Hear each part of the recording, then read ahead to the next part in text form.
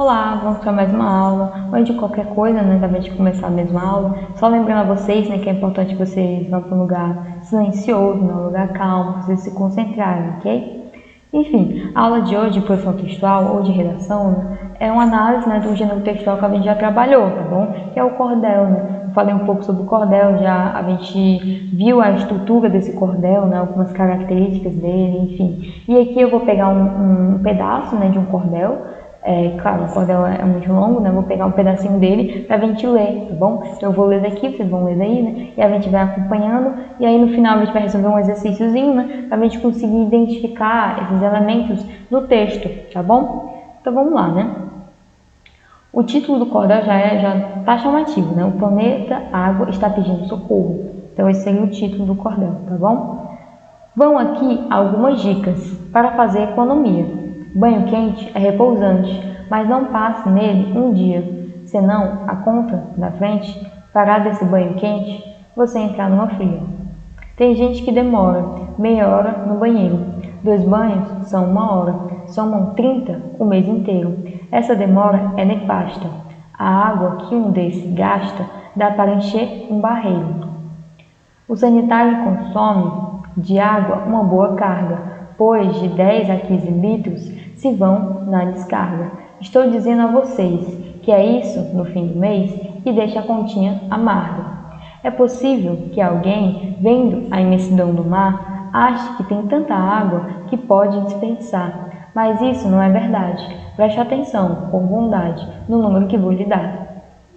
Então aqui, gente, seria o primeiro momento, né, desse cordel, tá? Ele é um cordel relativamente longo, tá? Ele tem mais ou menos 45 a 46 estrofes, não sei ao certo, né? Mas claro que eu não coloquei as 46 estrofes, né? Fica só uma partezinha pra gente conseguir acompanhar, tá bom? Então o cordel, geralmente, por ele ser uma narrativa, né? Ele tá contando uma história ali, claro, não é em formato de prosa, não tem parágrafos, né? Formato de poesia, ou seja, tem estrofes, né? Tem versos, tá bom? Mas ele está contando uma história, né? E aí ele vai ser dividido por partes, tá? Como se fossem pequenas pausas, né? Ao longo dessa história, tá? Enfim, e outra coisa interessante é que está rimando, né? Vocês percebem isso, né? Então, tá mostrando essa estrutura fixa que o cordel tem, né? Principalmente em relação às rimas, tá bom? Enfim, então vamos continuar. A água pura de beber é bastante limitada. A água salgada tem muita, mas de toda a água somada, pelo que já apurou-se, 2% é água doce, o resto é água salgada. Reutilizar a água que desce pelo chuveiro, aproveitar o saponáceo, a soda cáustica e o cheiro, a conta d'água não cresce e o sanitário agradece essa água do banheiro. Você sabia que é preciso economizar água doce de beber, porque senão vai faltar? E que é muito provável que a água doce e potável em breve possa acabar? Se sabia, muito bem, senão vai ficar sabendo que por falta de cuidados tem manancial morrendo. Manancial é onde nasce os rios, tá, gente? Uns sujam a água que bebem e nem de longe percebem o mal que estão cometendo. Nosso planeta água, Terra, só tem a água que tem. Sem água, todos sabemos, não sobrevive ninguém. Quem sabe disso, propala, que devemos preservá-la para o nosso próprio bem. E o homem, bicho insensível, com isto não se comove, teima em não compreender que falta a prova dos 9. O mundo não tem saída, pois sem água não tem vida e sem mata não chove. Você não desperdiçando, o ganho vai ser geral. Além do mais, fará jus a convite especial para desfilar na avenida, encenando o show da vida e no papel principal. Vão aqui algumas dicas para fazer economia. Banho quente é repousante, mas não passe nele um dia, senão a conta na frente, parar desse banho quente, você entrar numa fria. Ele está repetindo o que ele tinha dito lá, né? Não é demais repetir toda hora e todo dia que água é um bem finito, só tem a mesma quantia. De que lhe vale um tesouro se você tem muito ouro, mas não dispõe de água fria? Este cordel traz nos versos lições que valem lembrar. Exemplo, o valor dos R's, onde um é reciclar para melhorar o mundo, reutilizar o segundo, terceiro, reaproveitar. Enfim, né? Antes de a gente fazer esse exercíciozinho, né? A gente já pode notar aqui que é como se fosse uma música, né? Tipo, ele tem um ritmo, não é? E esse ritmo, gente, é uma coisa muito essencial no cordel, tá? É por isso que ele tem uma estrutura tão fixa, né? Se a gente reparar, ó, vamos contar quantas estrofes tem, né? Aqui, ó. 1, 2, né? 3, 4, 5, 6, 7, 8, 9, 10, 11, 12, 13, 14. Peguei 14 estrofes de um cordel que tem 46, tá bom? Então a extra ainda é maior, tá? Eu peguei aqui só 14. E aí a gente percebe que cada estrofe tem quantos versos? Vamos contar. 1, 2, 3, 4, 5, 6, 7. Então, cada estrofe tem 7 versos, ok? E aí a gente percebe que esses versos não estão aleatoriamente, eles estão rimando, né? Eles estão rimando em colocações específicas, né? Enfim, e aí a gente entende que ele é todo estruturado, todo fixo, né? Ele é muito bem pensado, muito bem planejado, para que quando a pessoa faça a leitura, tenha um ritmo, né? Seja uma leitura ritmada, tá bom? Ok? Enfim, né? E aí a gente percebe, né, que as palavras, às vezes, são até um pouquinho estranhas, né? Mas porque tem que acontecer a rima, né? Então, são escolhidas palavras para que aconteça essa rima, tá bom? Mas ainda não se perdem, né? Elas vão ter o mesmo significado, só não vão ser palavras tão usáveis assim, né? No nosso dia a dia, tá bom? Enfim, vamos lá, no exercício. Qual é o tema do cordel, gente? É sobre água, né? Tá bem simples, né? Pra gente ver isso. Mais especificamente sobre a preservação dessa água, né? Enfim, mas poderia colocar só água mesmo, né? Esse texto faz parte da cultura erudita clássica.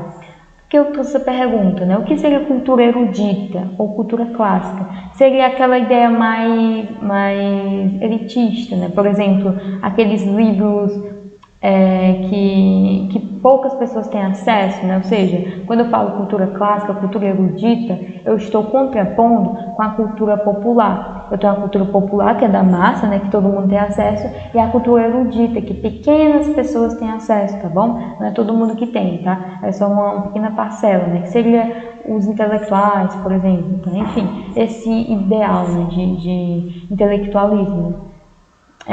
Claro, né, que não torna superior a ninguém, né, são só classes diferentes, né. Tem mais a ver com o aspecto socioeconômico e cultural do que realmente em questão de intelectualismo. Mas enfim, e aí eu peguei essa pergunta só para mostrar que não, né, é um gênero literário que ele faz parte da cultura popular, tá bom? E é por isso que ele é tão conhecido, né, que ele é tão disseminado, na verdade, né, porque ele é um gênero que ele é mais acessível para as pessoas, tá bom? Apesar de ter toda essa estrutura fixa, as pessoas se interessam, as pessoas gostam de ler. Por quê? Porque é legal de ler, né? Você está lendo, o cara está contando uma história, né? Realmente é uma história, né? São muitas estrofes, então dá para contar uma história legal ali. E tem toda uma estrutura bonitinha, né? E é ritmada, então você está lendo, tá rimando, então isso é atraente para a população. Além disso, os temas geralmente não são tão específicos, né? São temas mais gerais, né? Da população de maneira geral, né? Ou então ele vai contar uma história ali mais regional, né? Que alimente o imaginário ali daquela cultura, né? Enfim. Então, faz parte da cultura popular, tá bom? Apesar de ter essa estrutura fixa, né? Essa rigidez por parte dos cordelistas, o gênero em si, o texto em si, né? Tem um público-alvo, né? Ou seja, os leitores, é um público muito amplo, né? Ok. Terceira questão, onde esse texto é publicado? Geralmente, gente, os cordéis são publicados em folhetos, né? Eu tinha comentado sobre isso, né? Então, eles são publicados em folhetozinhos, como se fossem livrinhos, tá bom? Livrinho de papel, tá? Aí vai ter lá, contando a história todinha. E aí, na capa desse livrinho, vai ter um desenho. E esse desenho, a gente chama de xilografura. Por que tem esse nome estranho? Porque é um desenho diferente. Eles talham na madeira, eles pegam um pedaço de madeira, fazem um desenho na madeira, eles talham, pegam uma tinta preta, vão colocar o desenho, né, como se fosse um carimbo, e aí eles vão carimbar na folha, tá bom? E aí isso se chama xilografura, tá? E é um processo interessante, né, que se atrela ao texto em si, né, o que faz com que o cordel tenha toda uma questão artística regional, no caso, né? Enfim, esse texto tem uma perspectiva social? A gente pode dizer que tem, né? Por quê? Porque ele está pegando ali um tema que tem a ver com a sociedade, né? Claro, não é uma questão assim totalmente social, né? Sei lá, um programa social, enfim, mas tem a ver com a sociedade também, né? Ele está pegando um tema ali é uma questão socioambiental, na verdade, né? A questão da preservação da água, né? Enfim, né? Então tem sim uma perspectiva social, né? Porque a maioria desses cordéis vai ter sim, né? Vai ter os seus momentos de pegar ali um tema da sociedade e conversar, né? Conversar realmente, né? Você lendo, parece que você está conversando com o cordelista, tá bom? Não tem algo muito rígido, né? Não parece que você, por exemplo, está lendo uma notícia sobre isso, não. Está tendo uma conversa ali com o cordelista, tá bom? Enfim, e aí ficaria mais ou menos assim, tá, gente? O tema, né? Água. Esse texto faz parte da cultura erudita? Não, né? Faz parte da cultura popular. Terceira questão seria, geralmente, né, publicado em folhetos. E ele tem uma perspectiva social? Sim, né? Pois ele aborda questões socioambientais, né? Preservação da água, por exemplo. Ok? É isso, né, gente? Não foi nem tão complicado, não, né? Foi até bem fácil, né? A leitura e a interpretação desse cordel, tá? Claro, né? Tem cordéis que eles são um pouquinho complicados, por quê? Porque eles vão utilizar palavras muito regionais. Então, por exemplo, sei lá, se eu pegar um cordel do Maranhão, por exemplo, né? Talvez eu não entenda algumas expressões, algumas que seriam as gírias, né? Porque por conta da variedade linguística, né? São palavrinhas que a gente não vai usar aqui no Ceará, por exemplo, né? Do mesmo jeito, talvez se alguém lá do Maranhão pegar um cordel cearense, talvez eles não entendam alguns dialetos, né? Enfim. Mas nada que impeça a leitura, tá bom? Dá para entender pelo contexto, né? Porque não vai ter uma linguagem formal, uma linguagem tão séria, tão academicista, tão difícil, tá? A linguagem é fácil, sim. Só pode ter alguns dialetos ali, ok? Enfim, espero que vocês tenham entendido. Se surgir alguma dúvida, vocês podem rever essa aula ou as outras aulas, né? Acesse o site da escola e a agenda digital, tá bom? E é isso, gente. Até a próxima aula.